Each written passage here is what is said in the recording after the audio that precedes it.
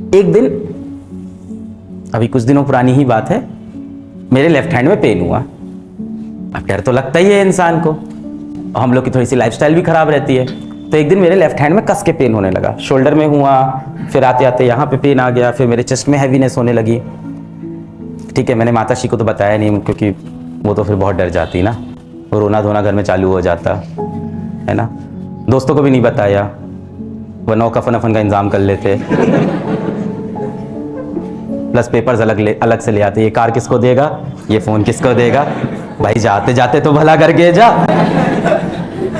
तो मैंने किसी को बताया नहीं, मैं गया नीचे, गाड़ी निकाली और मैं हॉस्पिटल की तरफ खुद से ड्राइव करने लगा। मैं लेफ्ट हैंड में काफ़ी ज़ोर से पेन कर रहा था, यहाँ से यहाँ जा रहा था पेन, और मुझे बहुत तेज़ दर्द हो रहा था। तो मैं कार ड्राइव करके हॉस्पिटल जाने लग गया।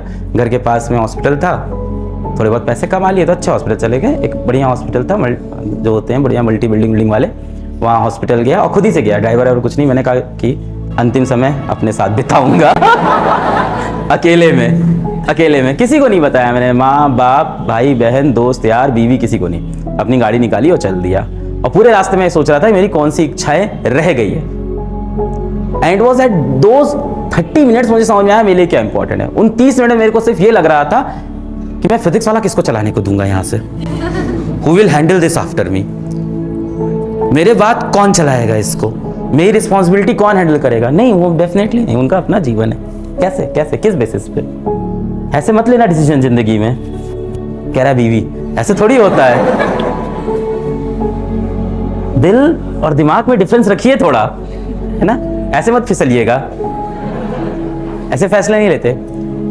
मैं गाड़ी चला रहा था, पहले मैंने सोचा माता पिता, मैंने कहा ठीक है माता पिता के लिए मैंने अपने जीवन में वो कर लिया जो मैं करना चाहता था, मेरा हो गया, आप लोग का भी बाकी है, मेरा वो पार्ट हो गया है। बहन के लिए मुझे लगता है ठीक है, उसने जितना सपोर्ट किया मैं भी उसका था, दोस्तों के साथ भी हमेशा मैं खड़ा था। वाइफ के लिए थोड़ा लग रहा था कि अकेली हो जाएगी, तो थोड़ा सा डर लग रहा था कि हाँ क्या होगा कैसे होगा।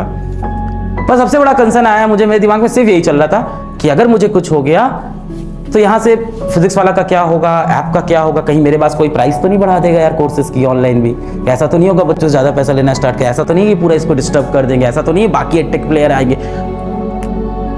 और 30 मिनट बाद मैं वापस आया।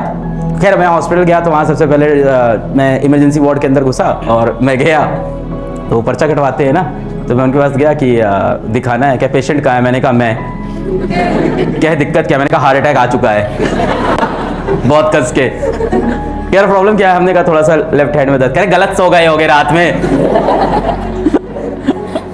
हमने कहा आपका तो काम है ना इसको टेस्ट करना चाहिए, आप ही डिमोटिवेट कर रहे हो। तो उन्होंने कहा कि ठीक है अंदर जाओ। फिर मैं इमरजेंसी वार्ड में घुसा, वहाँ डॉक्टर आए सबसे पहले तो, एंड डॉक्टर वो थे सीनियर रेसिडेंट थे आई थिंक, या जूनियर रेसिडेंट डॉक्टर थे। तो वो आए, वो सबसे पहले पहचाने क्या हुआ।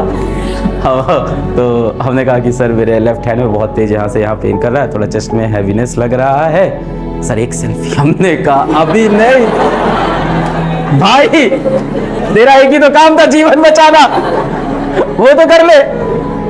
तो मुझसे कहा सर कुछ नहीं हुआ है, हम लोग बहुत केसेस देखते हैं ऐसे नहीं होता है जैसे आपको लग रहा है। उसने कहा दोनों हाथ अपने ऊपर करिए, मैंने ऐसे किया, कहा आंख बंद करिए, मैंने आंख बंद किया, मैंने कहा पता नहीं क्या करा रहे, वो होते होंगे उनके प्रोसेस। उनका फिर अपनी उंगली पकड़ाई, मैं उंगली पकड़िए, कस के इसको खींचिए, इस तरह की चीजें की। फिर उसने बोला सब सही, हमने कहा कुछ तो और कर दो ये सब पे भरोसा नहीं होता मुझे, कुछ रिपोर्ट ब्लड टेस्ट कुछ तो दिखाओ। तो उन्होंने कहा ईसीजी कर देते हैं। फिर मेरा ईसीजी किया, सब नॉर्मल था।